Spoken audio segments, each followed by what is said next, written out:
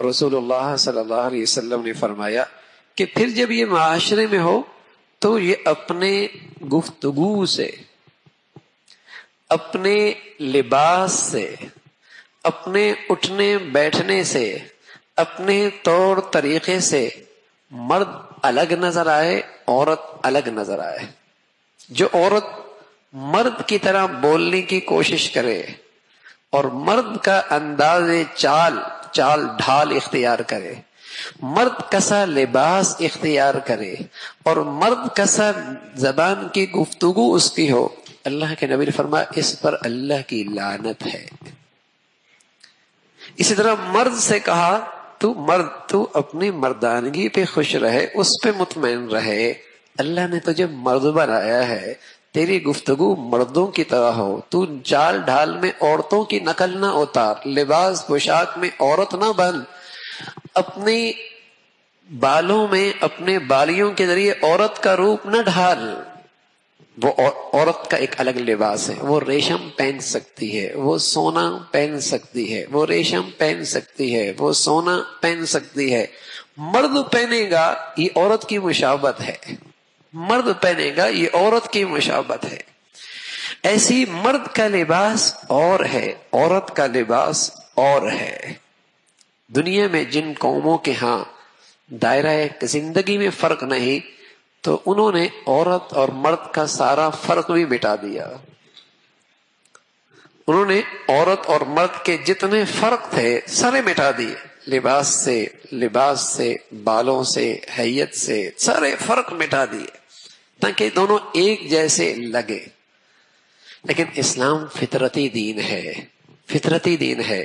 جب فطرت الگ بنائی ہے تو ان کے تشخص بھی، ان کا تشخص بھی اور ان کا ظاہری حلیہ بھی، ان کا لباس پوشاک بھی، ان کا بننا سورنا بھی، وہ بھی الگ بنایا ہے۔ تو رسول اللہ صلی اللہ علیہ وسلم نے یہ بتایا، لعن رسول اللہ صلی اللہ علیہ وسلم المتشبہین من الرجال بالنساء، کہ اللہ کے نبی نے ان لوگوں کے فرمایا ایسے لوگ ملعون ہیں، ایسے لوگ ملعون ہیں جو مرد عورتوں کے روپ ڈھالتے ہیں، مشابہت اختیار کرتے ہیں، اور جو عورتیں مردوں کا روپ ڈھالتی ہیں، گفتگو میں، چال ڈھال میں، کسی بھی طریقے میں۔ پھر اگلی روایت جو اللہ کے نبی کی ہے وہ یہ ہے کہ یلبس لبسۃ المرأة، عورت مرد کا لباس پہنے، مرد عورت کا لباس پہنے۔ خلوت ہے، میاں بیوی ہیں، صرف میاں بیوی ہیں، وہاں بھی عورت کے لیے جائز نہیں ہے کہ وہ مردوں کا لباس پہنے، کیونکہ یہ جو لعنت فرمائی نا، وہ اس لیے نہیں فرما رہی کہ اس لیے نہیں فرمائی کہ صرف لباس کی وجہ سے لعنت نہیں ہے، لباس اس لیے کہ مردوں کی صورت اختیار نہ کرے، وہ کہیں بھی اختیار کرے گی، چاہے اپنے مرد کے سامنے بھی اختیار کرے گی، ملعون ہوگی، مرد کے سامنے بھی۔ اس کا لباس الگ ہے، وہ مردوں کا روپ نہیں ڈھال سکتی، مردوں کی حیت نہیں بنا سکتی، مردوں کی طرح جینز نہیں پہن سکتی، مردوں کی طرح تنگ لباس نہیں پہن سکتی،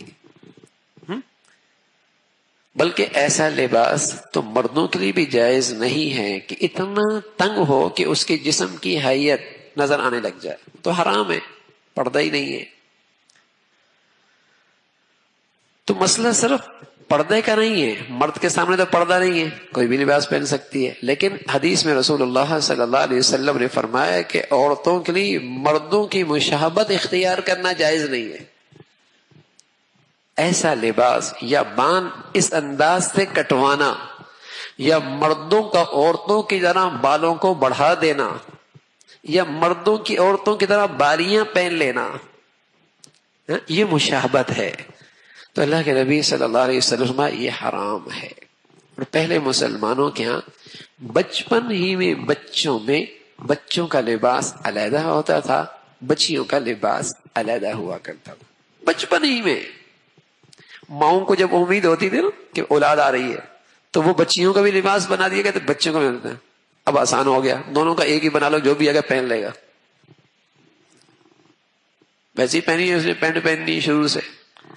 جب اسے شروع سے ان چیزوں کا عادی بنایا جاتا ہے تو پھر ذرا سی عمر بڑھتی تو پھر انہیں یہ باتیں سمجھ میں چلا ہوں کیسے آئی، سمجھ میں نہیں آتی، اور پھر کہتے ہیں کچھ اثر ہو گیا ہے. کیا کہتے ہیں؟ کچھ اثر ہو گیا ہے، کچھ اثر لگتا ہے ہمارے گھر پہ.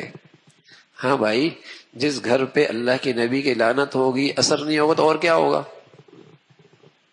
جو گھرانہ اور جن کی زندگی اللہ کی رحمت سے محروم ہوگی وہاں اثر نہیں ہوگا تو اور کیا ہوگا؟ پتہ نہیں پھر کیوں پیٹتے ہیں کہ اثر ہو گیا ہے. پھر رونا کس چیز کا؟ اثرات کا انتظام تو اپنے بچوں پر خود کر رکھا ہے نا بھائی. بچپن ہی میں ان پر اثرات شیطان کے آئے تاکہ اللہ کی رحمت سے وہ دور ہوں، اللہ کے رسول کی رحمت سے دعاؤں سے دور ہوں. خود ہی اس انداز کا لباس پوشاک اسے پہنائی جاتی ہے شروع سے. تو میرے عزیزو، اللہ کے نبی صلی اللہ علیہ وسلم نے فرمایا کہ یہ اللہ کی رحمت سے دور ہیں، انہیں لعنت فرمائی ہے اللہ کے نبی نے. تو فطرت الگ ہے، طبیعتیں الگ ہے، دائرہ کار الگ ہے، تو ان کا لباس پوشاک بھی الگ ہے، ان کا لباس پوشاک بھی الگ ہے.